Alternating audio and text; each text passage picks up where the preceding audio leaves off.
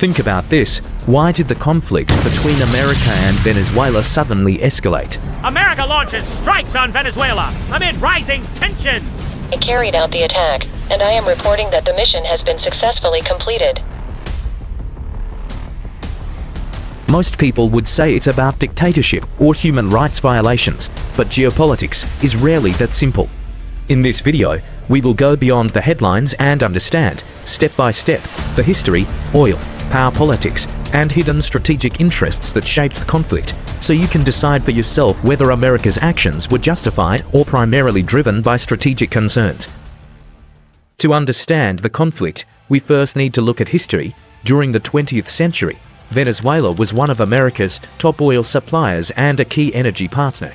But when Hugo Chávez came to power, everything changed. Chávez nationalized oil companies, openly criticized the United States, and strengthened alliances with China, Russia, and Cuba.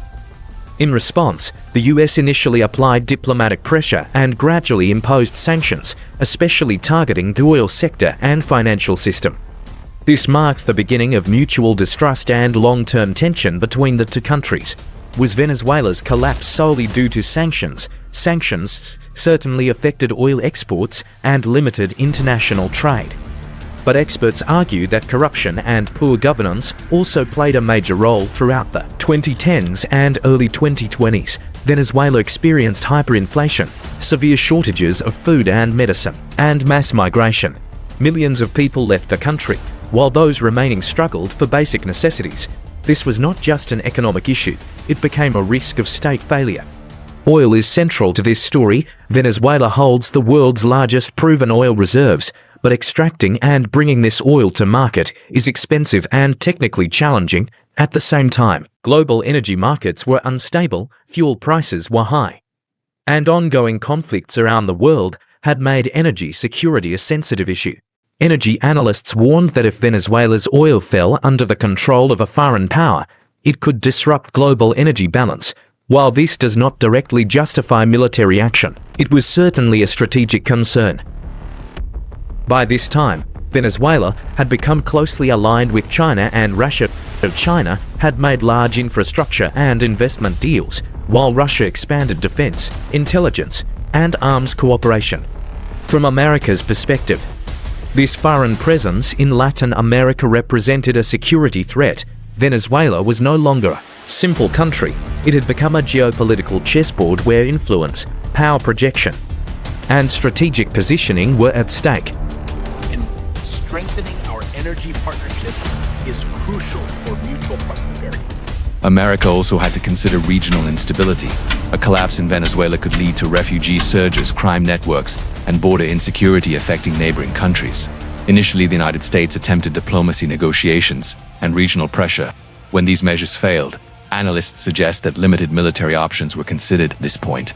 The conflict became part of a larger regional and global strategic calculation. The immediate trigger remains controversial. Reports suggest that there was no full-scale invasion, but rather limited, targeted operations. Experts speculate that foreign military presence, strategic ports, or intelligence concerns might have prompted action. The exact trigger has not been publicly confirmed, as is often the case in high-level geopolitical maneuvers where real reasons remain classified. Officially, America justified its actions by claiming it was protecting regional security and democracy. Analysts, however, suggest that the real motives included securing energy resources, sending a strategic signal to China and Russia, and maintaining influence in Latin America. It is important to emphasize that this is expert interpretation, not an official admission. The international reaction was mixed. The United Nations called for de-escalation, Europe emphasized diplomacy, and Latin American countries remained cautious.